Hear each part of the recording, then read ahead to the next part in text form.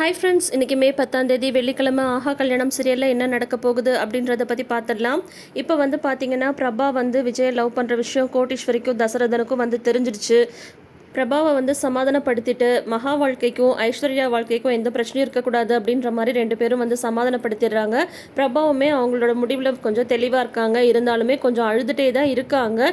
இப்போ இங்கே வந்து பார்த்திங்கன்னா ஐஸ்வர்யாவோட ஃபோட்டோஸ் எல்லாம் அவங்களோட பழைய பாய் ஃப்ரெண்ட் மூலயமா வந்து அவங்க வீட்டுக்கு வந்து வர வச்சு ஐஸ்வர்யா வந்து பிளாக்மெயில் பண்ண ஆரம்பிச்சிருக்காங்க கௌதம்.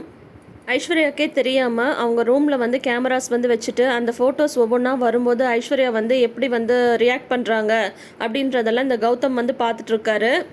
அது மட்டும் இல்லாமல் அந்த பழைய ஃப்ரெண்டை வந்து வர வச்சு ஐஸ்வர்யாவை வந்து தனியாக பார்க்கணும், பேசணும் அப்படின்ற மாதிரி மீட் பண்ண சொல்லி கம்பல் பண்ணிகிட்ருக்காரு. இப்போ வந்து பார்த்திங்கன்னா அவர் ஃபஸ்ட்டு வந்து ஓகே அப்படின்னு ஃபோட்டோஸ்லாம் கொடுத்தாலுமே இப்போ வந்து அவர் பயப்படுறாரு. இவர் வந்து பார்த்திங்கன்னா 3 லட்சம் ரூபாய் வந்து கொடுக்குறாரு கௌதம். இதை வந்து நீ ஜிம் ஓப்பன் பண்ணணும்னு சொல்லிட்டு இருந்தால, அதுக்கு வந்து யூஸாக இருக்கும், வச்சுக்கோ அப்படின்ற மாதிரி பணத்தை காட்டி அவரை வந்து பணிய வச்சிடுறாரு. அவங்களும் வந்து பார்த்திங்கன்னா ஐஸ்வர்யாவுக்கு கால் பண்ணி இந்த மாதிரி நான் உன்னை பார்க்கணும் அப்படின்ற மாதிரி வந்து சொல்கிறாங்க. இப்போ வந்து பார்த்திங்கன்னா கௌதம் வந்து இவங்க 2 பேரையும் மீட் பண்ண வச்சு இவங்க 2 பேரும் வந்து மீட் பண்ணுறது வந்து வீட்டில் தப்பாக ப்ரொஜெக்ட் பண்ணி அது மூலயமா ஐஸ்வர்யாவை வந்து வீட்டை விட்டு வெளியே அனுப்பணுன்ற மாதிரி பிளான் பண்ணியிருக்காங்க. இந்த விஷயம் இன்னும் சித்ரா தேவிக்கே தெரியாது. இப்போ பார்த்தீங்கன்னா கௌதம் நினச்ச மாதிரியே வந்து ஐஸ்வர்யா வந்து பயந்துட்டு இருக்காங்க.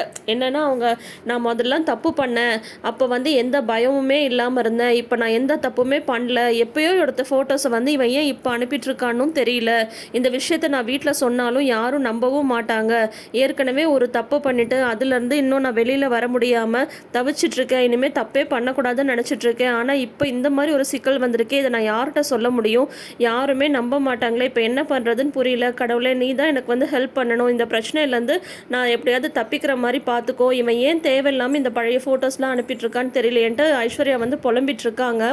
அதை வந்து கேமரா வச்சுருக்காரு இல்லையா, அது மூலிமா இவர் வந்து இங்கே மொபைல்லையே பார்த்து ரசிச்சிட்ருக்காரு. புலம்பு நீ இன்னும் புலம்பணும், எனக்கு வந்து நீ எவ்வளோ டார்ச்சர் கொடுத்த, அதுக்கெல்லாம் பார்க்கும்போது இது வந்து ரொம்ப ரொம்ப கம்மி அப்படின்ற மாதிரி வந்து கௌதம் வந்து சந்தோஷப்பட்டுட்ருக்காரு. அடுத்தது பார்த்திங்கன்னா வந்து பிரபா வந்து வீட்டில் டல்லாகவே இருக்காங்க. அப்பப்போ அவங்களோட முகத்தையே பார்த்துட்ருக்காங்க கோட்டீஸ்வரியும் தசரதனும். அப்போ பார்த்திங்கன்னா விஜய் வந்து கால் பண்ணிகிட்டே இருக்காரு. அவங்களோட காலை வந்து இவங்க கட் பண்ணிகிட்டே இருக்காங்க. யாருமா கால் பண்ணுறாங்க அப்படின்ற மாதிரி கோடீஸ்வரி வந்து கேட்குறாங்க. விஜய் தாமா கால் பண்ணிகிட்ருக்கான் அப்படின்னு சொல்லிட்டு அதை வந்து சைலண்ட்டில் போடுறாரு. போடு ப்ரோ போடு, சைலண்ட்டில் போடு, நீ ஏன் இப்படி இருக்கன்னே எனக்கு வந்து தெரியல அப்படின்றாங்க. இவரை பார்த்ததுமே கோடீஸ்வரியும் தசரதனுமே கொஞ்சம் ஷாக் ஆகிடுறாங்க. வந்துட்டு பிரபா தோள் மேலே வந்து கையை போட்டு உட்கார்றாரு. என்னாச்சு ப்ரோ, ஏன் என் மேலே கோவமாக இருக்க, நான் ஏதாவது தப்பு பண்ணியிருந்தா வந்து சொல்லு என்கிட்ட, அதுக்காக இந்த மாதிரி பேசாமல் நான் கால் பண்ணால் கூட எடுக்காமல் இருக்காத அப்படின்ற மாதிரிலாம் வந்து சொல்லிட்டுருக்காரு. ஆனால் பிரபா வந்து ரொம்ப தடுமாறுறாங்க. பாவம், என்ன சொல்கிறது ஏது சொல்கிறதுனே தெரியல. இங்கே கோட்டீஸ்வரிக்கும் என்ன சொல்கிறதுன்னு தெரியல, இந்த தசரதனுக்கும் என்ன சொல்கிறதுன்னு தெரியல. ஆனால் அவர் வந்து பார்த்தீங்கன்னா நீ தான் எனக்கு இருக்கிற ஒரே க்ளோஸ் ஃப்ரெண்டு, நீ இப்படி இந்த மாதிரி பேசாமல் இருந்தால் நான் என்ன பண்ணுறது, மூடியாக இருந்த என்னை வந்து மாற்றினதே நீ தான், நான் அதிகம் பேசவே மாட்டேன், ஆனால் என்னை வந்து நல்லா பேச வச்சு எனக்குன்னு ஒரு லைனை வந்து போட்டு கொடுத்ததே நீ தான், நான் என்ன பண்ணணும் என்ன பண்ணக்கூடாதுன்னு சொல்லிட்டு எல்லாமே நீ வந்து என்னை மாற்றி விட்ட, ஆனால் இப்போ வந்து நீ ஏன் சைலண்ட்டாக இருக்கன்னு தான் எனக்கு வந்து புரியல அப்படின்ற மாதிரி எல்லாம் விஜய் வந்து சொல்லிட்டுருக்காரு. இவர் இங்கே உள்ளார பேசிகிட்டு இருக்கும்போது பார்த்தீங்கன்னா அந்த பக்கமாக அனாமிகா வந்து டாக்ஸியில் வராங்க. இவரோட கார் நிற்கிறத பார்த்துட்டு இவன் என்ன இங்கே இருக்கான் அப்படின்ற மாதிரி வந்துட்டு கால் பண்ணி பார்க்குறாங்க. விஜய் வந்து காலை கட் பண்ணிகிட்டே இருக்காரு. உடனே வந்துட்டு அனாமிகா வந்து இவங்க வீட்டுக்கே வந்து வந்துடுறாங்க. வந்ததும் வந்து பார்த்தீங்கன்னா ப்ரோவை பார்க்க வந்தால் உனக்கு தான் உலகமே மறந்துடுமே, நான் இத்தனை தடவை கால் பண்ணுறேன் நீ எடுக்கவே இல்லை அப்படின்ற மாதிரி அனாமிகா வந்து சொல்கிறாங்க. சச்சா அப்படி இல்லை, உனக்கு வந்து உன்னை பார்க்க வர்றதுக்கு தான் நான் ப்ரோவை கூட்டிகிட்டு வரலாம் நீங்கள் வந்தேன், ஆனால் வேணுமோ தெரில மூட் அவுட்டாகவே இருந்துகிட்ருக்கா அப்படின்ற மாதிரி வந்து சொல்கிறாங்க. சும்மா எதையாவது சொல்லிகிட்ருக்காத அப்படின்ற மாதிரி வந்து அனாமிகா வந்து சொல்கிறாங்க. அதெல்லாம் ஒன்றும் இல்லை அப்படின்ற மாதிரி வந்து விஜய் வந்து சொல்லிட்டுருக்காரு. சரி வா ஷாப்பிங் போகணும் கிளம்பலாம் அப்படின்ற மாதிரி வந்து சொல்கிறாங்க. சரி கிளம்பலாம் நீயும் வா ப்ரோ அப்படின்ற மாதிரி வந்து கூப்பிடுறாங்க அனாமிகா.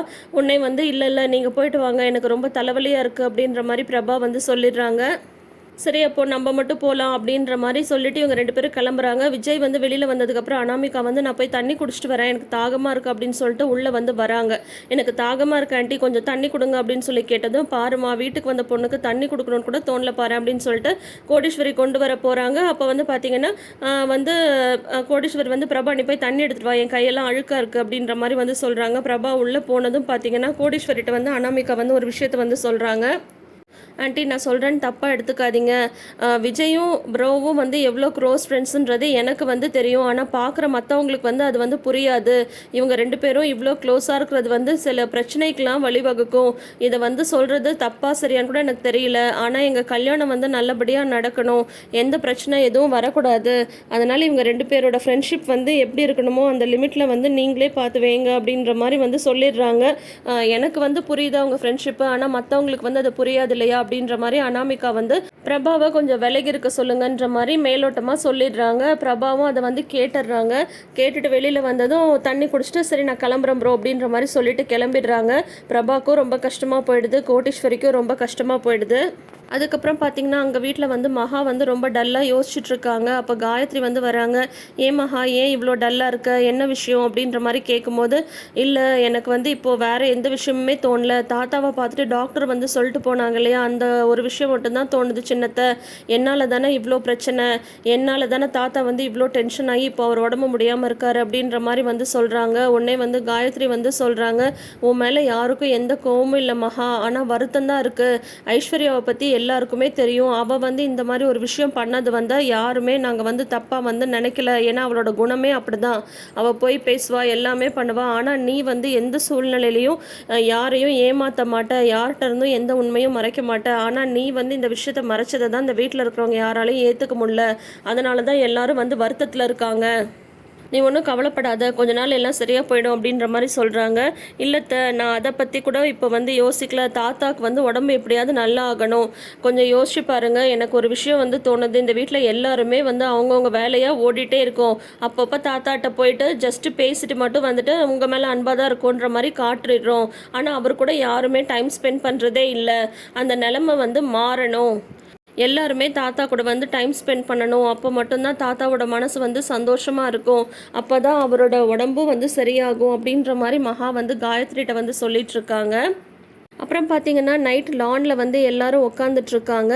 அப்போ எல்லோரும் சந்தோஷமாக அவங்கவுங்க மொபைலை வச்சு பார்த்துட்ருக்காங்க. உடனே மகா வந்து ஒரு பிளேட்டில் வந்து ஒரு கரண்டி வச்சுட்டு வந்து தட்டுறாங்க, எல்லாரோட அட்டென்ஷனையும் கேதர் பண்ணுற மாதிரி. உடனே சித்ரா வந்து ராஜலட்சுமிகிட்ட வந்து வத்தி வைக்கிறாங்க. பார்த்தீங்களாக்கா இவளோட அலப்பறை வர வர தாங்கவே முடியல, ஓவராக நடிச்சிட்ருக்கா அப்படின்ற மாதிரி வந்து சொல்கிறாங்க. அதோட இந்த வாரத்துக்கான எபிசோட்ஸை வந்து முடிச்சிருக்காங்க. ஸோ இனி அடுத்து என்ன நடக்க போகுது, விஜயோட அனாமிகா கல்யாணத்தை வந்து நிறுத்தணும் அப்படின்னு சொல்லிட்டு சித்ரா நினச்சிட்ருக்காங்க. அது வந்து நடக்குதா, பிரபாவும் விஜயும் எப்படி ஜோடி சேர போகிறாங்கன்றதெல்லாம் அடுத்தடுத்து வர எபிசோட்ஸை பார்த்து தெரிஞ்சுக்கலாம். தொடர்ந்து வீடியோஸ்க்கு நம்ம சேனல் இப்போயே சப்ஸ்கிரைப் பண்ணி வச்சுக்கோங்க. பக்கத்தில் இருக்கிற நோட்டிஃபிகேஷன் பெல் ஐக்கானில் ஆல் சிம்பிளை கிளிக் பண்ணிக்கோங்க. கூடவே இந்த ப்ரிவ்யூ சொல்கிற விதம் உங்களுக்கு பிடிச்சிருக்கான்றதை மறக்காமல் கமெண்ட் செக்ஷனில் சொல்லுங்கள். தேங்க்யூ.